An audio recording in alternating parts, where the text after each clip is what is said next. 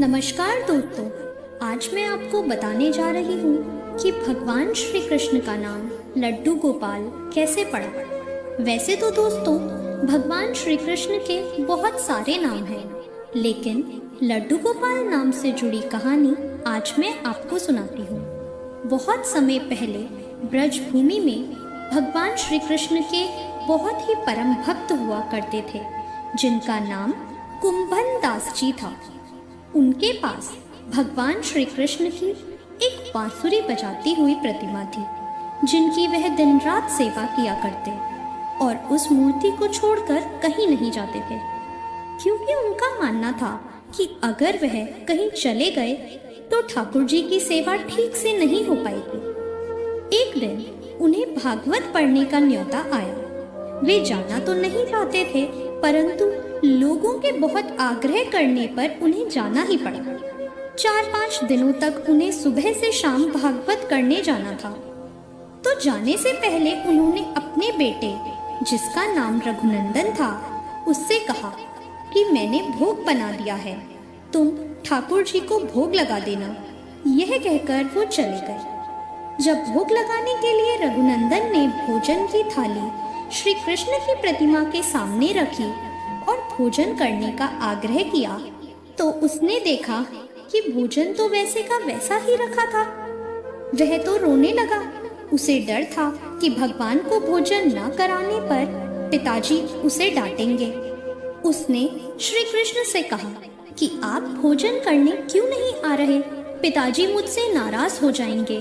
बालक अबोध था, वह नहीं जानता था कि पिताजी ईश्वर को भोग कैसे लगाते हैं।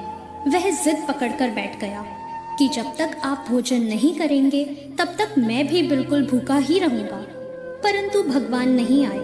भूख से रघुनंदन व्याकुल हो गया और रोते हुए भगवान से भोजन करने का आग्रह करने लगा। उसने कहा, मुझे बहुत ही भूख लगी है, आप भोजन करने आइए, तभी मैं भोजन कर सकता हूँ। बच्चे का भोलापन और प्रेम देखकर श्री कृष्ण बाल रूप में प्रकट हो गए। यह देख रघुनंदन प्रसन्न हो गया। शाम को कुंभन दास जी के घर लौटने पर जब कुंभन दास जी ने पूछा कि ठाकुर जी को भोग लगाया, तो रघुनंदन ने जवाब दिया, हाँ। उनके प्रसाद मांगने पर पुत्र ने बताया कि ठाकुर जी ने तो सारा भोजन खा लिया। तब कुंभन दास जी ने सोचा कि बच्चे को बहुत भूख लगी होगी, इसलिए उसने खुद ही सारा भोजन खा लिया।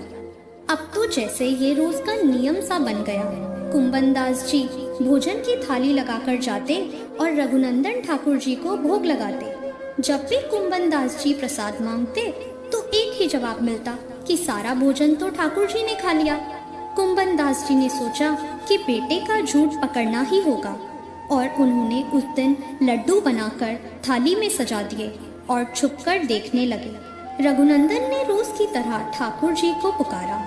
ठाकुर जी बाल रूप धारण करके लड्डू खाने के लिए प्रकट हो गए।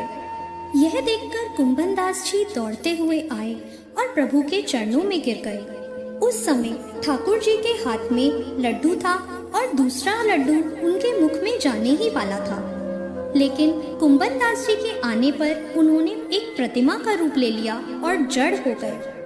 कुंभन दास जी रोते हुए बोले कि हे ईश्वर, मैं हमेशा आपकी भक्ति करता रहा, परंतु आपने कभी मुझे दर्शन नहीं दिए। पर ये बालक जो भक्ति के बारे में कुछ भी नहीं जानता, आपने उसे दर्शन दे दिए। ये आपकी कैसी लीला है प्रभु। तब आकाशवाणी हुई कि बालक का मन सच्चा है, उसका मन निर्मल है, इसके मन में किसी के लिए कोई भी छल कपट नहीं है, इसलिए मुझे आना पड़ा।